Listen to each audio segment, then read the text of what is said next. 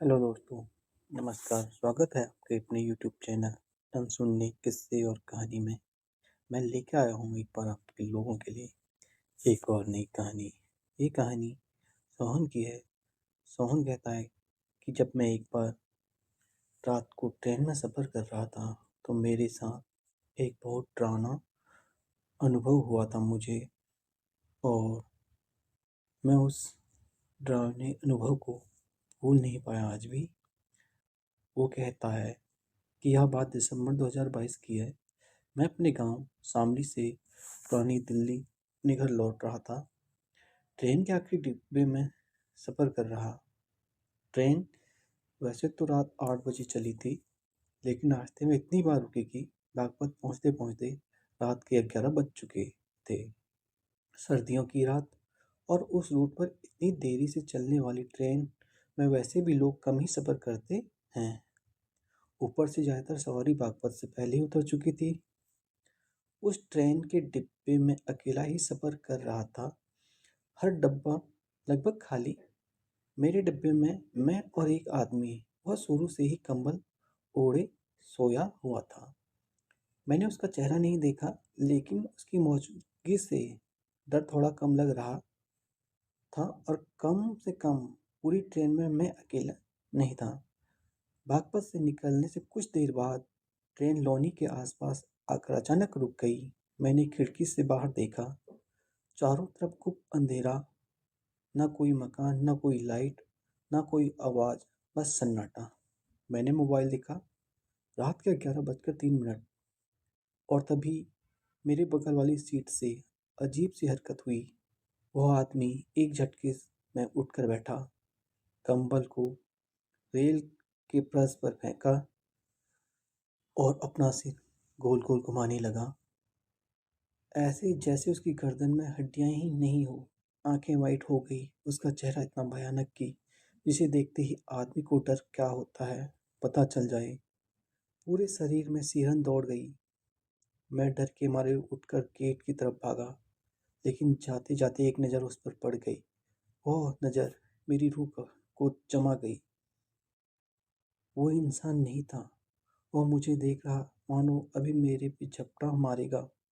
उसके हाथ और बाल बढ़ गए थे। आगे मैं बयां नहीं कर सकता हूँ। मैं बिना पीछे देखे दूसरे डब्बे में भागा।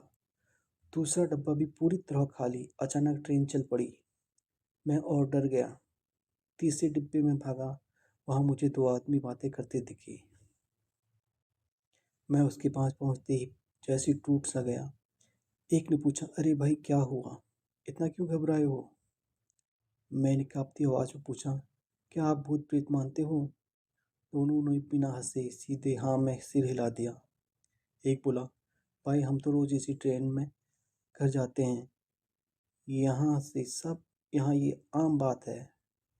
मेरे दिल की धड़कन और तेज हो गई। उन्होंने जो किस्सा सुनाया वो मेरी देखी चीज से भी ज्यादा डरावना था। कहते हैं कि टॉयलेट का दरवाजा अपने आप खुला और बंद रहा था।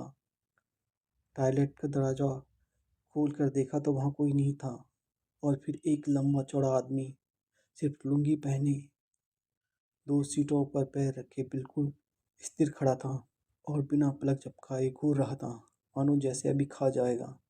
जब उन्होंने बताया कि वो डर के मारे चलती ट्रेन से नीचे कूद गए थे, मैंने पूछा उसकी आंखें कैसी थी। दोनों ने एक साथ कहा, जानवरों जैसी। मेरे हाथ कांपने लगे। उसी पर ट्रेन फिर से धीरे धीरे रुकने लगी। लाइटें एक एक कर बुझ गई। अंधेरे में किसी ने मेरे कान के पास आकर बहुत धीमे से फुसफुसाया, तुम भाग गए लेकिन लौटना तो पड़ेगा। मैंने पलट कर देखा। डब्बा खाली था। वो दोनों आदमी भी गायब थे, और सामने वाली सीट पर एक गंदा सा कंबल पड़ा था। ट्रेन जैसे ही मेरे स्टेशन पर रुकी, मैं जान बचाकर नीचे कूदा। पीछे मुड़कर डरते हुए आखिरी बार ट्रेन की तरफ देखा। डब्बा नंबर वही था, और खिड़की से वो चमकती आंखें मुझे देख रही थी। आज भी जब रात के 12 बज के 3 मिनट होते हैं और कहीं दूर से ट्रेन की सीटी सुनाई देती है, तो मुझे लगता है वो अभी भी उसी ट्रेन में है और अगली सवारी का इंतज़ार कर रहा है।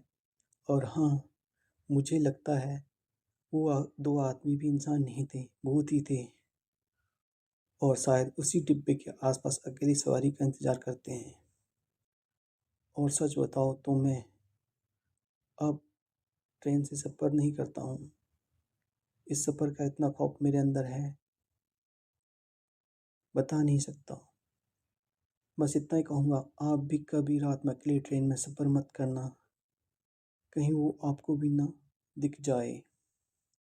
तो दोस्तों कैसी लगी ये सोहन की कहानी? कमेंट करके बताइए।